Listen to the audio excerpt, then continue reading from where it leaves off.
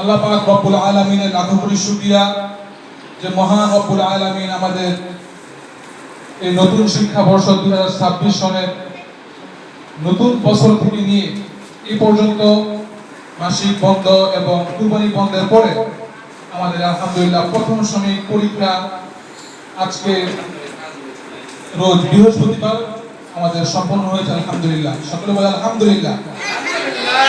মহান রব্বুল আলামিনের বড় একটি নিয়ামত।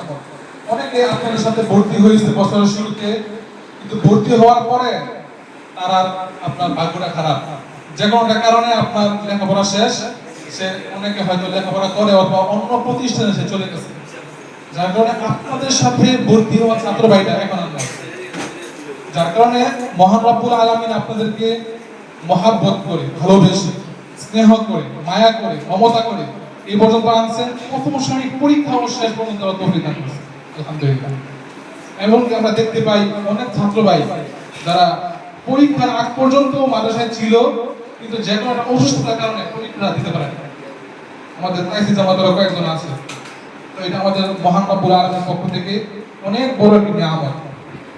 তো আল্লাহ রাব্বুল আলামিন আমার যে পঠিত আয়াত, এখানে তিনি বলেছেন ফালাউলা নাফারা মিন কুল্লি ফিরকাতিন মিনহুম তাইবাতুন লিয়াতাফাক্কাহু ফিদ-দ্বীন। আল্লাহ তাআলা বলেছেন যে একটা নির্দিষ্ট দল প্রত্যেকটা জাতি থেকে, প্রত্যেকটা গোত্র থেকে তারা বের হবে, দ্বীনি ইলম শিক্ষা করবে, এবং যারা নাকি ইলমে দ্বীন শিক্ষা করতে পারতেছে না, যারা নাকি কোরআন হাদিসের জ্ঞান অর্জন করতে পারতেছে না, তারা যখন আপনারা মাদ্রাসা থেকে বাড়িতে যাবেন, নিজের দেশে, এলাকায়, থানায়, জেলায় যাবেন, তখন এই সমস্ত শিক্ষাগুলো সর্বস্তরে মানুষের কাছে পৌঁছে দেওয়া এটা আপনার দায়িত্ব।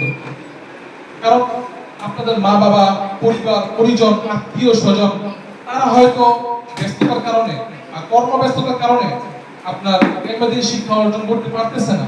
আপনাদের মা বাবা আপনাদের খরচ বহন করার জন্য তারা হয়তো আপনার ইলমে দ্বীন শিক্ষা অর্জন করতে পারতেছে না, কোরআন শিখতে পারে না, হাদিস শিখতে পারে না। তো আপনাদের দায়িত্ব হচ্ছে আপনারা ওস্তাদের কাছ থেকে হাদিস শিখতেছেন, মাসআলা শিখতেছেন, ওযুর মাসআলা, নামাজের মাসআলা, আবার কোরআনুল কারীমের তেলাওয়াত, কালিমা শুদ্ধভাবে, এভরিথিং যা কিছু আছে আমরা সমস্ত কিছু ওস্তাদের কাছ থেকে শিখি। এই শিক্ষাগুলো যদি আমরা নিজে শিখি, আমাদের মা বাবাকে শেখাই, আমাদের ভাই বোন যারা নাকি অশিক্ষিত বা কোরআন হাদিস যারা শিখে না, পারে না, জানে না, বুঝে না, তাদেরকে আমরা শেখাই।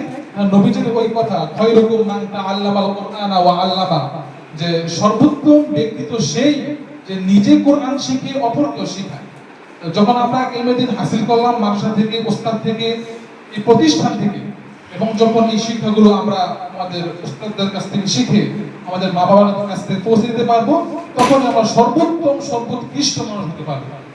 এবং মহান রব্বুল আলামিন যে বলেছেন একটা দল যারা নাকি কোরআন হাদিস দ্বীনের জ্ঞান শিক্ষার জন্য বের হবে এবং তার এলাকায় যেও সে এই সমস্ত শিক্ষাগুলো মানুষের কাছে পৌঁছিয়ে দিবে, আল্লাহ তাআলার এই উদ্দেশ্যটা পূর্ণ হবে।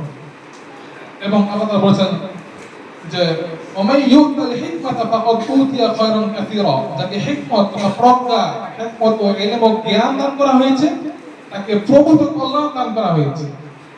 আমরা অনেকেই মানসিক ডিপ্রেশনে ভুগি, হতাশার মধ্যে ভুগি, যে আমি মাদ্রাসায় পড়তেছি, সামান্য টাকা বেতনে চাকরি করতে হবে, ভবিষ্যতে মানুষ আমাকে 2 টাকার মোল্লা বলে ডাকবে, এই জন্য আমরা অনেকে হতাশার মধ্যে থাকি। না, আল্লাহ তাআলা বলেছেন যাকে কোরআন জ্ঞান দান করা হয়েছে সে হচ্ছে আপনার তাকে প্রভূত কল্যাণ দান করা হয়েছে।